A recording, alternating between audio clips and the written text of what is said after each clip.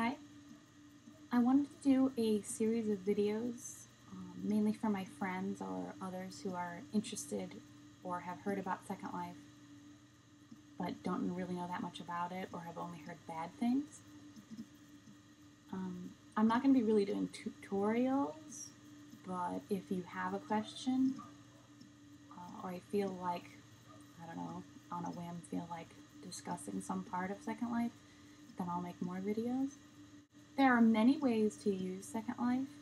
Some people actually program in, you can pretty much make whatever you want in Second Life. So you could actually make, like, zombies, for example, and have them move around on the land.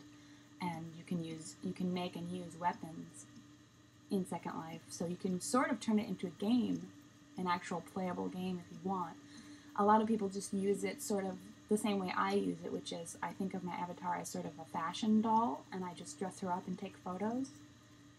Second Life has a feature in it where you can basically do you make your own scenery, set up your own lighting. You can change basically everything you need to change in the land and in the world to make a nice photo, and then it has a camera, and yeah, so you'll see that a little later in my videos. Some people, a lot of people, I guess, use it as a social medium, sort of like a glorified chat service.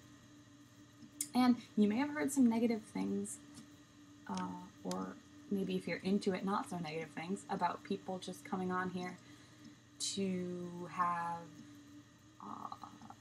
sexual or romantic encounters.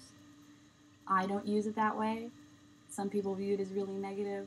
Whatever, I don't care.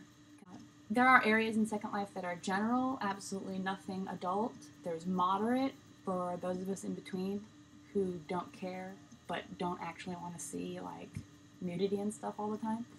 And then there's of course adult servers. So if you choose not to go into an adult server, I mean sometimes you do, sometimes there's like a pretty area that you want to go visit and take pictures that just happens to also be adult, so there might be like nude people running around. But most of the time, just stay, in the shopping areas and the non-adult areas, and it's not that bad.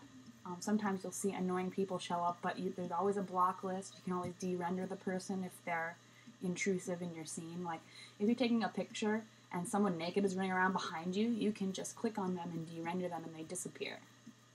And actually, de-render and block are two different things.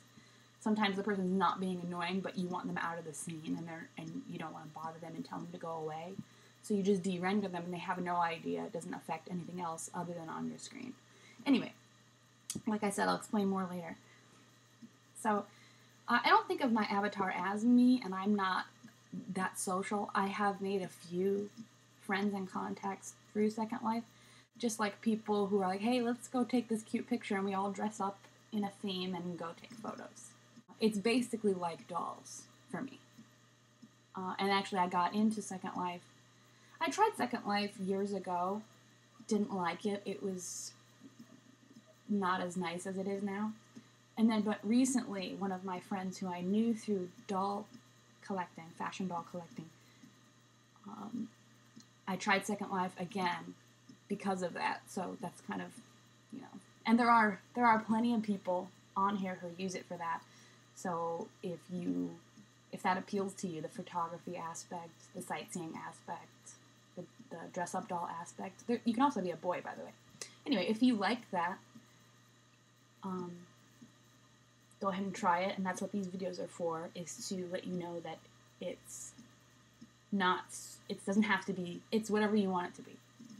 If you don't want to associate with weird, creepy people, then you just don't associate with weird, creepy people. It's not like there's a deluge of annoying, creepy stuff going on. It's just like online. There are certain websites and chat rooms you don't go to because they're creepy, right?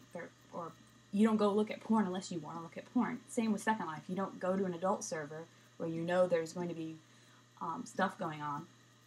You just don't go, and then it's not in your life.